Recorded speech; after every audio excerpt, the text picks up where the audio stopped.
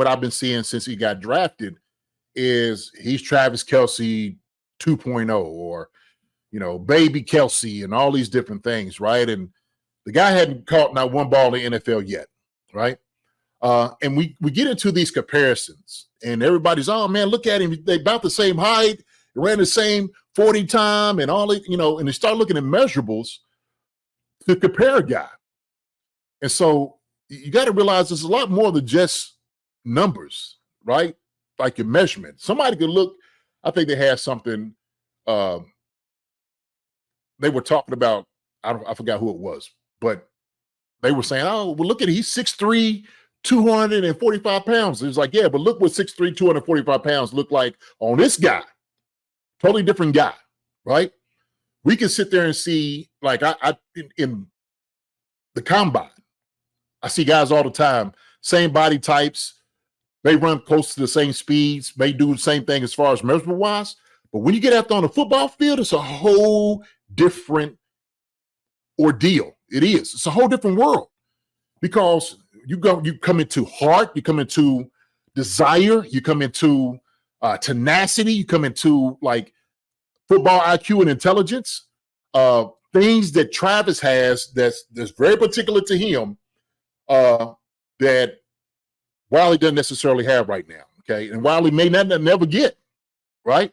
So I want to be fair to these guys, and when we sit there and we try to compare guys, and everybody's trying to do the little, oh, look how he looks similar to Travis. Well, him and Travis are two different guys. Nobody knew Travis was going to be that guy when he came out. Maybe Wiley will become that dude. But right now, he's got a lot of growth to do to become Travis Kelce. That's a whole different thing to, all together.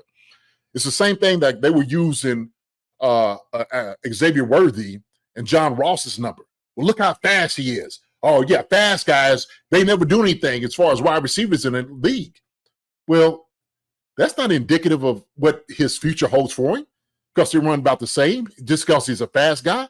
Maybe we got the fast guy that catches every football, right? We don't know that. He ain't caught every ball. He ain't played not one down yet. Same thing. Worthy can't be another Tyreek Hill. Ain't no Tyreek 2.0. Let him just be Xavier Worthy number 1. How about that? Let's be fair to the guy, okay? Let him be the best possible Xavier Worthy that we got out here. So I don't like these comparisons. I don't think it's fair to those guys. It's good for those guys to emulate that, but it's more important to give these guys fair space to make it or break it the way that they see. I want Jared Wiley to be the best. Learn everything you possibly can from Travis Kelce, but he don't have to be a Travis Kelce 2.0 or a baby Kelce. But they was like, oh, he's J Dunn 2.0. Hey, man, hey, all right, shoot. He's doing things a lot bit different to me, okay? And I see that in this blocking and stuff. It ain't taking nothing away from the guy. He has incredible ability. So I'm sorry, Marcus, I had to go there with it because I just wanted to make sure I talked about that. You're good. Yeah, no, so that's what I wanted to say because I know people talk about that and everybody jump on board. Oh, my God, yeah, baby Kelce. When Travis leaves, he's going to be Travis. No, don't expect that to happen. Let's just let him get in the locker room good and put on his shoes on the right foot, okay? And put his pads on right and then let him play. What's ironic about this whole thing is I remember when we drafted Kelce, what did people call him? They called him Baby Gronk. and now look at it now. It's like everyone's saying Baby Kelce now. Just it's funny how like things change a little bit because his measurables, his size. There's a lot of things to love about Kelce when Kelce came out. But to go with your whole comparison stuff, I remember this one stands out to me. Growing up and stuff was when we drafted John Baldwin, and a lot of people in the chat can remember this. He went to Pitt. He was 6'4", 220. Who was the receiver that came out a few years before him that also went to Pitt, who was 6'3", 220. Baldwin also ran a 4.5. The other receiver who everyone was comparing him to ran a 4.6. So everyone's like, oh, man, this guy's going to be a Larry Fitzgerald 2.0. Yeah. That happened. So John Baldwin was out of the league within a few years after being drafted. And so it's like, that's why it's like we're trying to compare people to certain people. It's like you're giving these players expectations, which they probably may never meet. But it's also like It's ridiculous, really, because it's not fair to the guy the guy who is that Larry Fitzgerald or the guy who is going to be the next Larry Fitzgerald. No, he's going to be him, and whoever that is, that's it. You know, he's either going to be good or not. You can't say he's going to be the next Larry Fitzgerald, the next Travis Kelce. It's just man. I think Tej made a good point, because when we talked about this yesterday or 2 days ago about Xavier Worthy, he's going to be the Tyreek Hill. It's not he's going to be Tyreek Hill, but he's going to provide something to our offense that we haven't had since Tyreek Hill, and that's two completely different things. Sure, absolutely, 100%. Yeah, definitely. Lenny Dawson, numbers don't take into account the intangibles of a person. Absolutely not. Well said, Lenny. Well said. John Clifford said, didn't they call JD Little Tony? No, they didn't call no JD. JD came in before the league. I would always mess with Tony. I said, look, Tony, before you became Tony Gonzalez, you had a picture of me on your wall. That's what you was doing, okay? You came in the year after me. We always laugh about things like that. But I was like, hey, man, you wanted to be me. You was Tony Gonzalez and all of that. So, but yeah, man, but it is. It's, those numbers doesn't necessarily mean, just because you have the same measurables, you may look the same body type. Heck, we got the corner from Tennessee, Sneed looking body. Don't mean he's going to be Sneed. Doesn't mean that at all. He's going to be him, right? One of my favorite shows I like watching now, okay, American Idol. I got back and watching it, right? I love singers. I love for everybody come up there and just, belt out the sounds. And so when they're doing some of the rendition,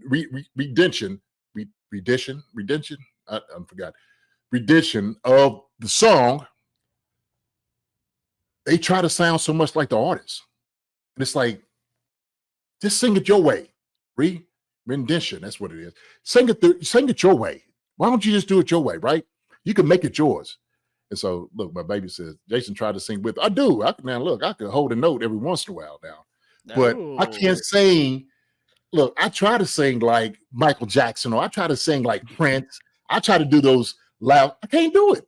My rendition. Thank you. So that's the thing about it. I can't sound like those guys. I can't be those guys. Those guys have their own little twang and spice to it themselves, right? And so when I see the artists and they get on like, hey man, don't sing like Teddy Swims. Don't sing like him. You can't sing like that guy. Don't sing like Alan Stone. Okay? You can't sing like him. Don't come here trying to sing like Whitney Houston. We know you can't hit the high note like Whitney hits, right? Or Aretha, or be yourself. Now you can make it yourself, make it your own song if you want to do it that way.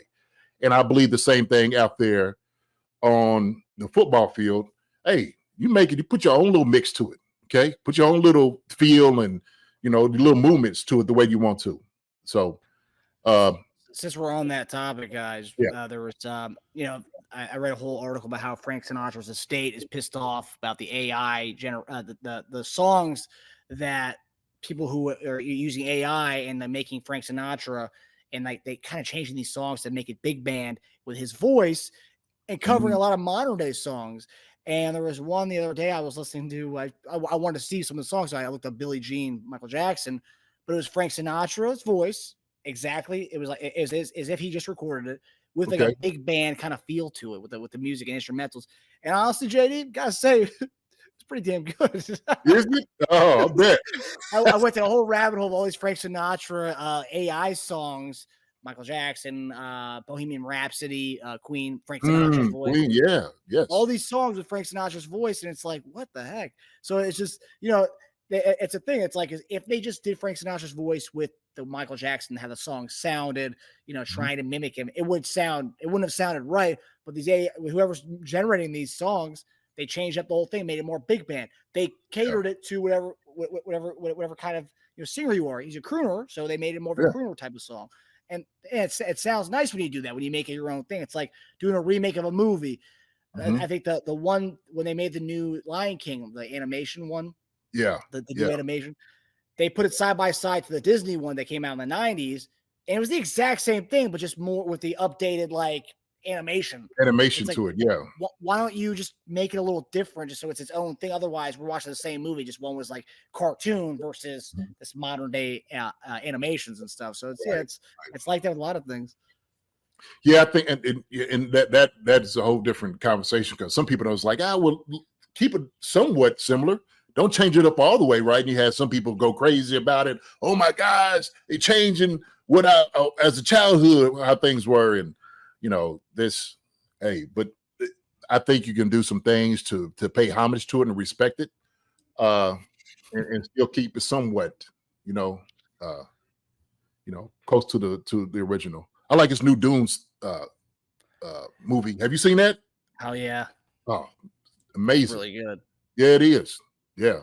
The original one was a flop in the box office. Apparently was one of the most not one of the worst movies ever made, but as far as the money they put into it, they didn't get it in return and stuff. And this one's killing it, but both so far. Yeah. Yeah. Hi, everybody. Thanks for watching. Subscribe here to get the latest from the show. Also, be sure to check out the best clips from Chief Concerns. And if you prefer to listen to the show, subscribe and follow us on Apple Podcasts, Spotify, and anywhere else you get your podcasts.